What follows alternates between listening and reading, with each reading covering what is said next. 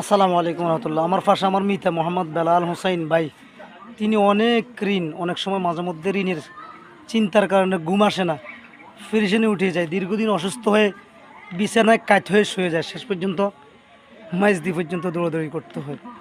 এখন বাইরের কাছে একটাই আবদার, যেন নামাজ রোজা সব কিছু পড়ে আল্লাহর কাছে দোয়া করে। ভাই আমাকে বলছে ঋণ মুক্তের জন্য কি দোয়া পড়া যায়। তখন আমি ফাঁসে বসে বসে কী করবো, উনি আমার মিতা, আবার আমার মুসল্লি, আমি ওনার ইমাম সাহেব, তো সেই হিসেবে তো আমার কিছু জিম্মাদারি আছে, ওনাদেরও জিম্মাদারি আছে। আমাদের কাছ থেকে যেন কিছু চায় তাহলে আমরা দিতে পারবো। এবার প্রত্যেক ইমামের কাছে যদি মুসল্লি চায়, দিবে না কেন? ইমাম তো আর কিপটানো যে কিছু চাইলে দিবে না। খাস করে ইসলাম সম্পর্কে যদি কিছু জানতে চায়, এমন কোনো ইমাম সাহেব, খতিব সাহেব নেই তাকে শিখাবে না, বরং আমরা শেখানোর জন্য বসে থাকি, যে কোনো বিষয়ে শেখানোর জন্য বসে থাকি।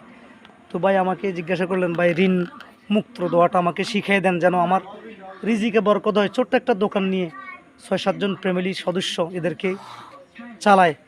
আল্লাহ পাক এই সদস্য রসুলা করে যেন রিজিকে বরকত দেয়, রিজিকে সচ্ছলতা দান করে, আর রিজিকে বরকত দিয়ে যেন অতি তাড়াতাড়ি দেনা মুক্ত করে। কি কোন ভাই? এই জন্য ঋণ মুক্ত দোহরা ভাই আমার সঙ্গে বলেন, আল্লাহুম্মা কফিনি বিহালালিকা আন হারামিকা ওয়া আগনিনি বিফাদলিকা আম্মান সিওয়াক। পারবেন নি? اللهم اكفني بحلالك عن حرامك واغنني بفضلك عمن سواك। আল্লাহ যেন ঋণ মুক্ত করে। তার জন্য দোয়া করবেন। মাঝে মধ্যে অসুস্থ হয়ে যায়, দেখছেন এই শরীরের কী অবস্থা। তবে ওই যক্কা রোগে দেখা দিছে, বুঝিনি ভাই, ও কিনলেই যক্কা রোগে দেখা দিলে কোনো রক্ষা নাই, অন্তর রক্ষার ব্যবস্থা আছে। রক্ষা হইব কেন? ওই খায় লম্বা লম্বা লম্বা এখন হাসক্ত খায়, বুঝিনি? হ্যাঁ, বিশিষ্ট ব্যবসায়ী দোকানদান খায়। আল্লাহ দিছে ওই বাইনা নাস্তাহানি না হইলে লম্বা লম্বা এখন খাইতে পারে, নাস্তাহানি খায় লম্বা ভেঙে এগুন।